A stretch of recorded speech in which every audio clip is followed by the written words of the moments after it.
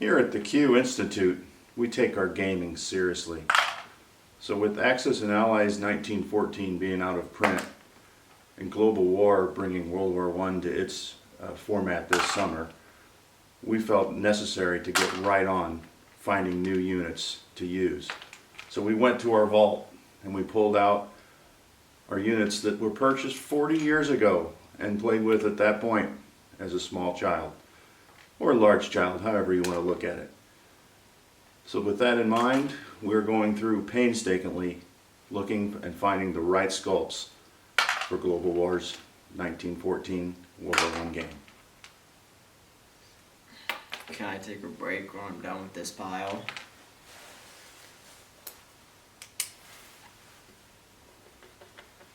Sure.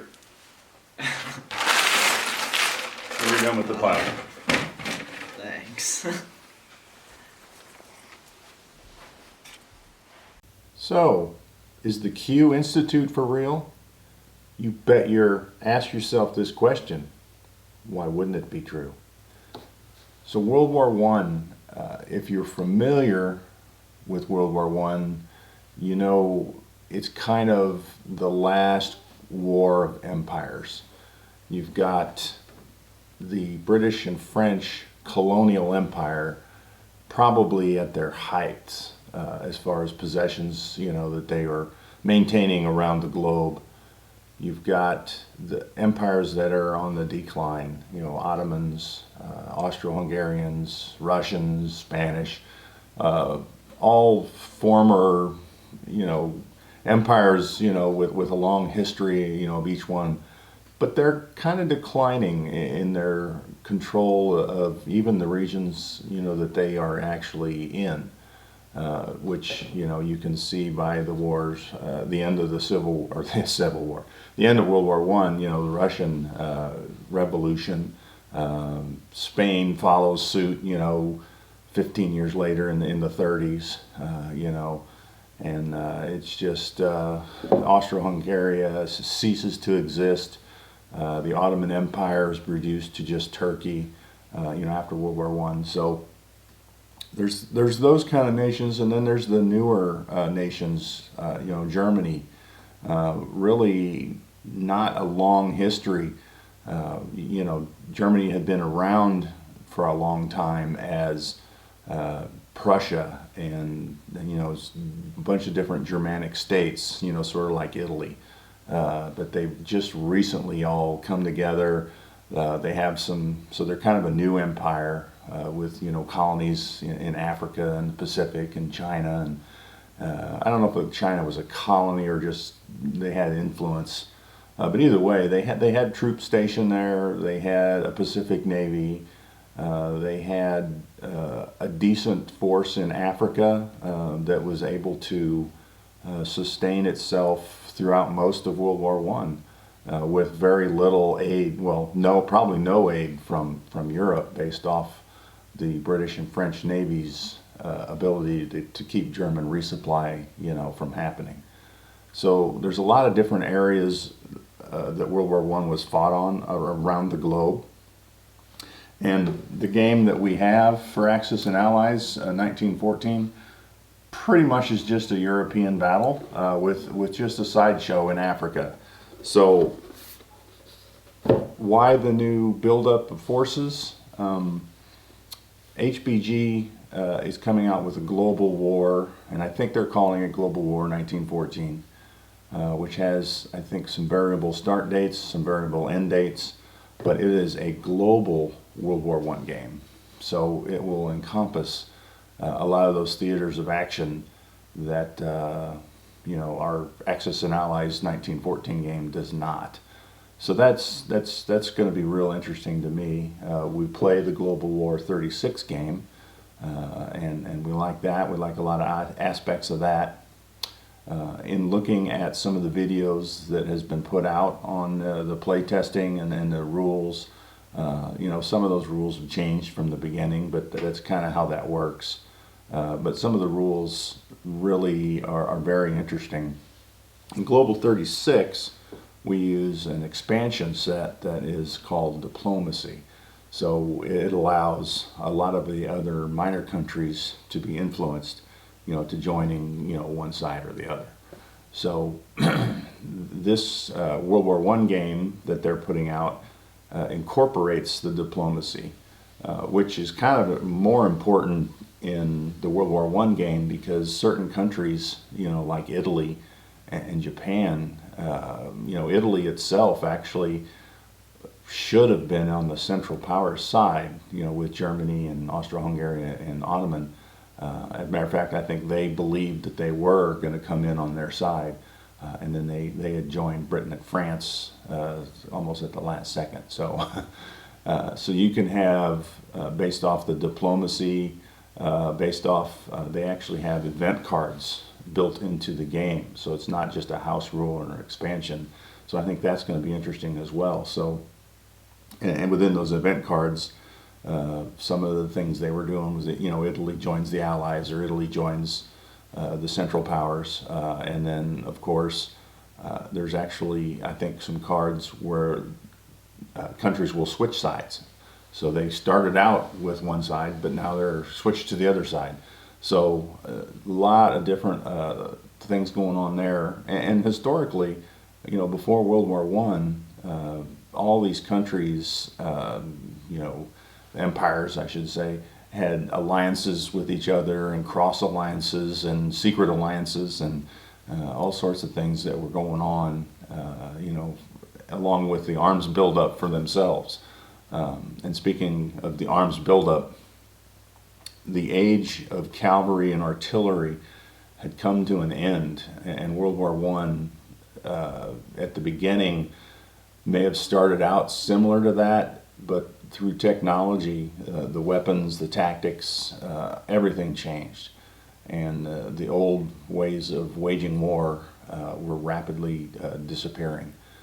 The countries that could grasp that and move forward, fared better. Now, it didn't fare so well for Germany, even though they kind of had, I wouldn't say the leading edge. I don't know that they were any more advanced than Britain or France, but certainly they were ahead of some of the other countries. There is HBG's Global War 1914 game coming, and I've had to reshoot this video. When I started the video, I was under the assumption it was going to be late summer, and I did hear the other day that it is now pushed to the fall, which I get. I mean, these games, they're pretty huge. There's a lot of different mechanics. They're throwing some new things at you in a game. Their diplomacy is, and I may have mentioned it before in a previous video, but it has different layers of the diplomacy, which strikes me. You've got two layers of diplomacy before they actually align to your side, and different things can take place in layer 1, layer 2, such as being able to use that country's bases freely, and then also moving troops or units into the country, I think, on level 2. So I mean, it's really intriguing, and if you haven't seen the video, I don't know that they're still up. I think they took some of the videos down because some of the rules are changing. So, but that is one that is going to stay, and I sure hope it stays, because it really is exciting to me. So you've got that game. You've got some other people working on some different style house rule type games. Cobra Gaming is one. They've actually got their own map. And like I said, there's some other people that I've seen videos with different house rules that use different technologies, for World War I, to make the game, spice it up a little bit. And then there's a secret game possibly in the works coming up later that will remain nameless for now. Let's take a look at the buildup of units for our game here at the Q.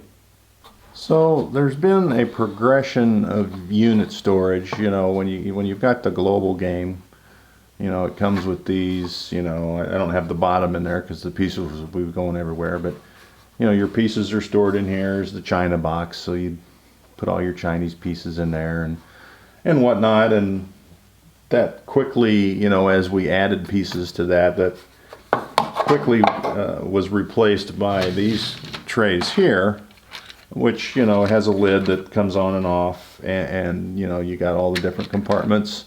This one happens to be the French and the Vichy France units, and they're not painted, they're just in here. They have not been moved up to the bigger tray that I'll show you here shortly, because, well, they're French and they're not on the board very long, so I'm finding it a real hard time to paint these and to use that time in other places, you know what I mean? So I originally bought these here for the roundels, because these trays come out, you know, and I've got my chips in these, and roundels. I got US, or not US, I got Axis in one and Allies in another, and then I started putting my bigger armies, you know, like Germany and Japan and US, because I keep adding pieces, you know. It's kind of, you know, a problem that I might have, but so I decided let's do the whole 9 yards. So I ordered several cases, you know, of the container, and we've done them in the World War II. I've got all my World War II units in these boxes, and I got these stickers from Combat Miniatures, and so they're on there. The Chinese are over here. I can take that if someone's not playing China or they need China.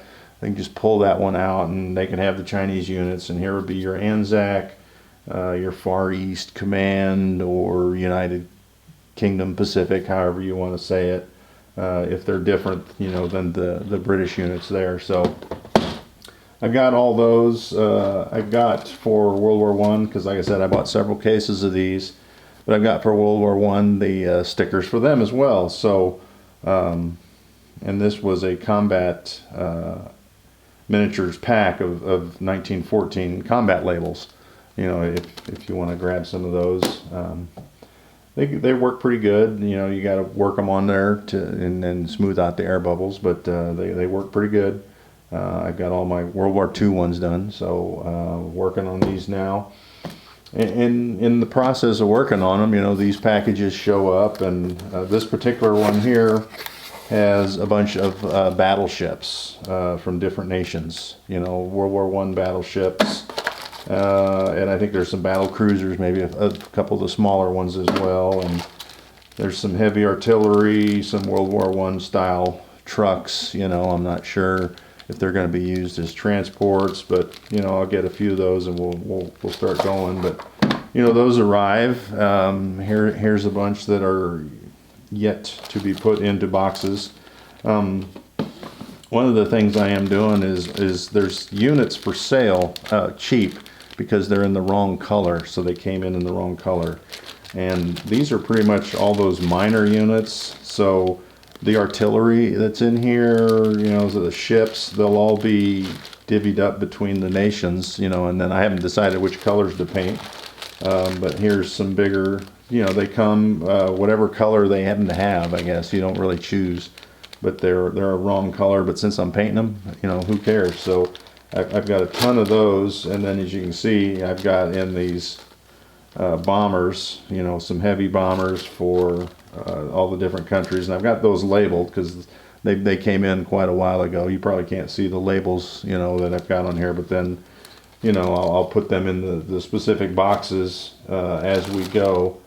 And like I said, there's, you know, more artillery that we'll be painting up. So I'm in the gathering phase right now.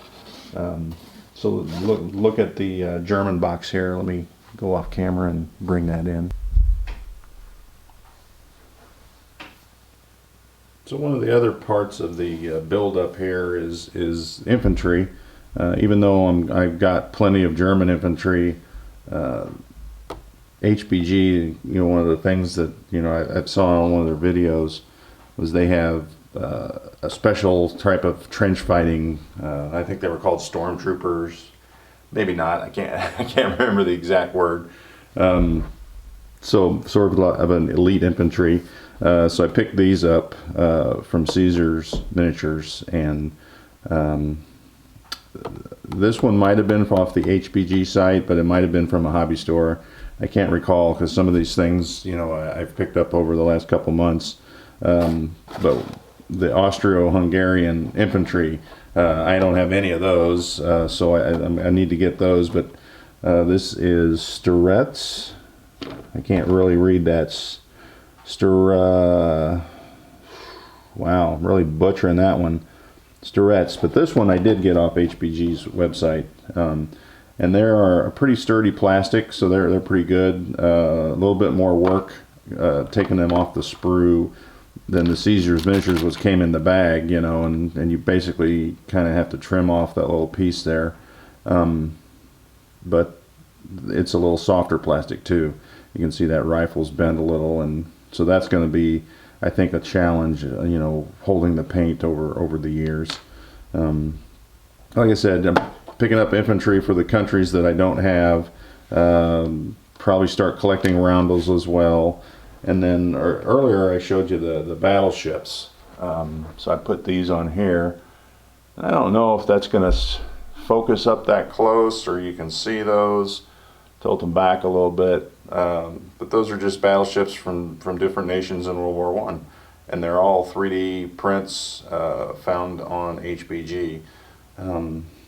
So that's part of the collection process that we got going here. And looked up here above that is some different cavalry. Now the cavalry, the horses are a little larger because they are to scale.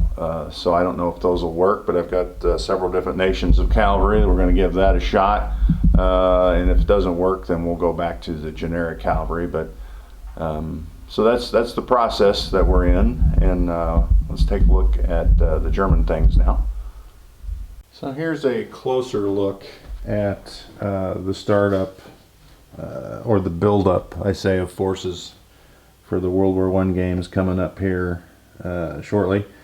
Germany got the sticker there, and you know, starting to do units, some 3D pieces, bombers, fighters, some infantry, but we're going to get most of our infantry from the old infantry that I had, you know, purchased, you know, growing up, and we literally do have thousands to sort through, because World War I, World War II, what is there, Napoleonic, there's some Civil War, so, you know, several different eras there of soldiers that we're going to have to sort through, you know, and pull out the World War I's, and you can see we actually painted them up into different companies, but we probably won't use any of those. We'll pull out the ones that are unpainted and paint them to match these other ones that we have.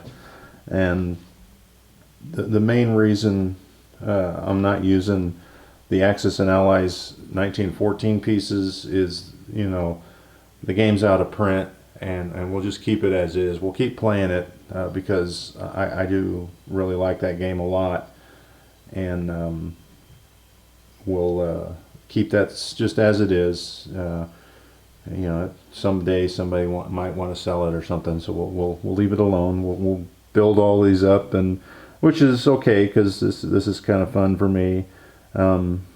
I've got the Red Baron painted up here. When I was painting some of the Russian units, I used that red, you know, on this Fokker triplane, and then put some German stickers on it, just to mess around, you know, no big deal.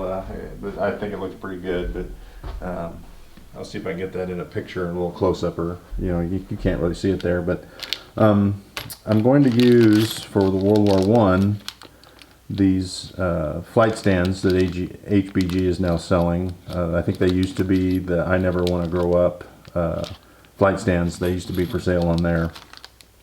So I'm going to keep those with this game, and keep my clear flight stands that War Torn, you know, I bought from him. I'll keep those in the World War II sets.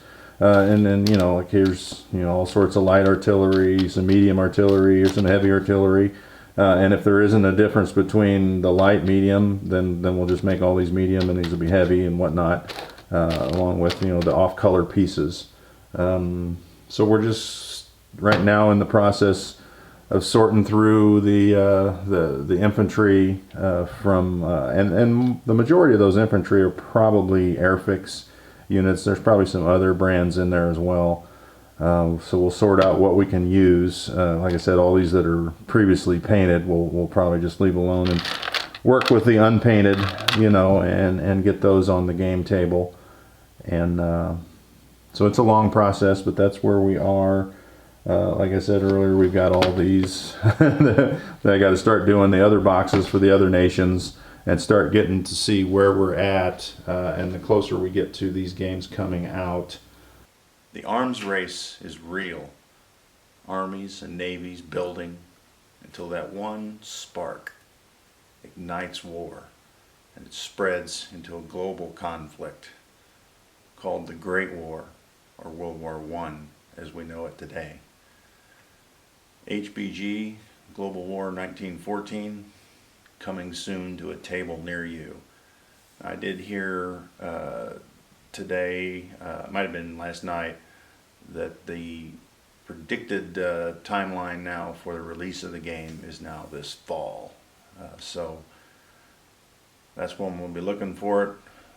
We'll be excited to play with all the new rules. I think with the improved diplomacy, random event cards, the technology that rolls by the year, which is kind of interesting. I think it's going to make for a game that's going to be playable many times over, because you never know who's going to be aligned with who. I think the major powers are set in stone, but a lot of the minor powers could go either way, and I think even switch during the game. So like I said, that'll keep each game kind of unique, and so looking forward to that. And in the distant future, there's rumors of a nameless game, BBR World War I. Be there.